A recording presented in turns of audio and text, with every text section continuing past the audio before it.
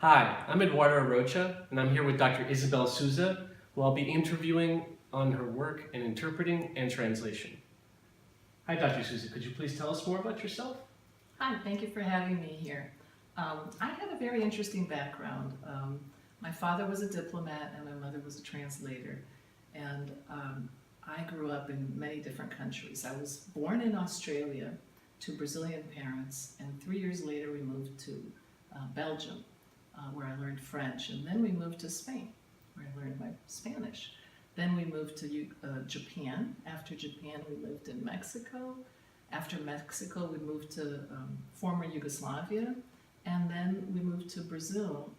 And in all these countries, I studied in the American schools. And there's a name for this upbringing, and a lot of research has been done, and the name is third culture kid, which is basically individuals who've been raised like myself in many different places. And it was hard to stay away from cultures and language because that was my upbringing. I was always the newcomer, learning a new language, learning about the culture, and my parents really taught me to respect that, so I feel like I've always been in this field, in a way. Well, when exactly did you start interpreting?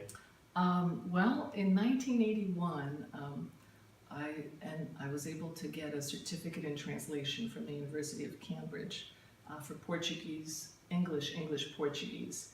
And that's really when I started translating. I did mostly technical translation for about 10 years, and then in the early 90s switched to interpreting. And what areas of interpretation did you work on? Well, believe it or not, I started with religious interpreting. Really? Yes. It was quite challenging because I was doing simultaneous interpreting for sermons with up to 100, 200 people, and I was interpreting mostly from English into Brazilian Portuguese, and it was really interesting work. And from there I started working in medical interpreting. After a few years I moved into court interpreting, and after a few years of that I moved into conference interpreting. And then later I decided to get my master's in education at Boston University so that I could teach interpreting. So could you tell me a little bit about that? Could you tell me about your teaching interpreting? Yes, I created a curriculum for Cambridge College in Massachusetts, an advanced certificate in mental health interpreting. And it's one of the few in the country for practicing interpreters who wish to specialize in mental health interpreting. And it's a 2-3 credit course, the only one-year program in mental health interpreting in the US, and I really enjoyed teaching it. I've also taught at Boston University for their interpreting program. I taught the course Introduction to Communication and Translation. It was really the foundational course that everyone took before they specialized in medical, legal, or community interpreting. I've also taught and still teach at Osaka University. The course that I teach there is interpreting skills, consecutive interpreting skills in healthcare.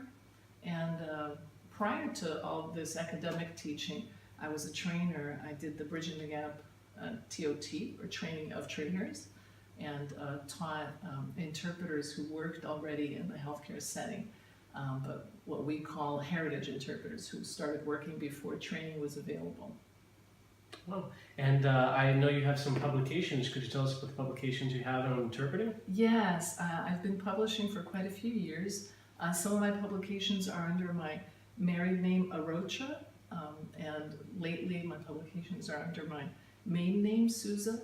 And I've published primarily on interpreter competencies, on interpreter certification, and also on language access in healthcare and the reimbursement of medical interpreters and cultural competency. Those have been my primary topics. My latest article is on the interpreter as a cultural agent. And you're an author also, right? Yes, actually, I forgot to mention, I just published my first book, Intercultural Mediation in Healthcare. I'm really excited about it. It came out about from my doctoral study at Osaka University in Japan, and I was so lucky to get 458 participants, and after finishing that 5-year project, I was able to adapt the work into a more readable book. And here you have the voices of 458 practicing interpreters. And the topic is intercultural mediation, or basically the cultural work of medical interpreters. I got so excited and enjoyed this so much that I'm actually already writing my second book to be published next year in 2017 on intercultural communication in healthcare. So I think this will hopefully be the first of 3 I have in my mind. Well, congratulations on the book, and look forward to reading the second. Thank you. So when you were interpreting, were you primarily a freelance interpreter, or were you a staff interpreter? I worked most of my life as a freelancer, as many interpreters and translators do.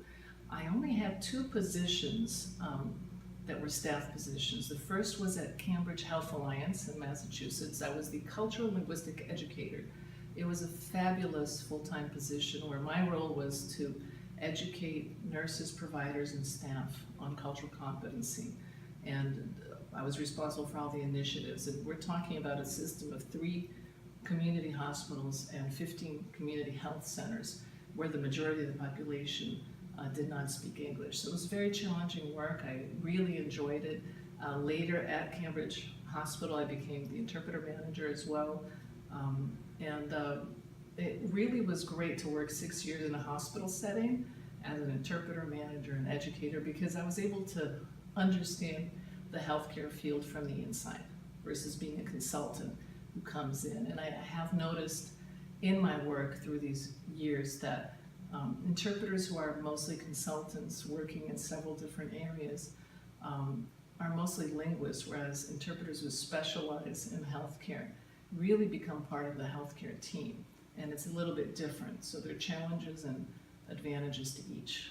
The other position I held was to be the executive director of the IMIA, the International Medical Interpreters Association. That was a fabulous job. I love the organization. It's the oldest and largest association of medical interpreters in the world. And as such, I was able to help develop initiatives such as international chapters. During my tenure, we had the first international president, and we did many events at the time. Our largest event in 2009 held over 600 people. So it was challenging yet very rewarding, and I really enjoyed that work. Well, thank you for sharing that with us. And did you have other work in interpreting you'd like to share with us? Yes, it's not interpreting and translation, but it's the development of standards. I work very closely with ASTM, the U.S. Standards Organization, and ISO, which is the International Standards Organization. And both those organizations produce standards for translation and interpreting. And I've been involved in both for quite a few years, and especially with ISO, we have developed several standards now on interpreting. One on general interpreting, one on community interpreting, just finishing legal interpreting, and I'm very excited to report that the ballot passed so that we can start the development of a particular standard on medical interpreting, and I'll be the project leader for that project. So wow, it's congratulations. a wonderful opportunity. And I just want to put a plug for anyone interested in advancing the profession. Standards are definitely a great way to go, because these are documents that can set benchmarks for working conditions, for standards of quality and competency that really need to be in the field. Great. Well, thank you for sharing with us Thanks. today. And to the viewers, thank you for watching. Can I share just one more thing? Sure. I just published my new website, drsouza.org. That's where I showcase my research, my educational work, and also my interpreting and consulting work. I'm now also working as an expert witness, which I'm really excited about. And if you want more information about what I'm doing and the latest, just go to drsouza.org. Thank you. There you have it. Thank you, everyone.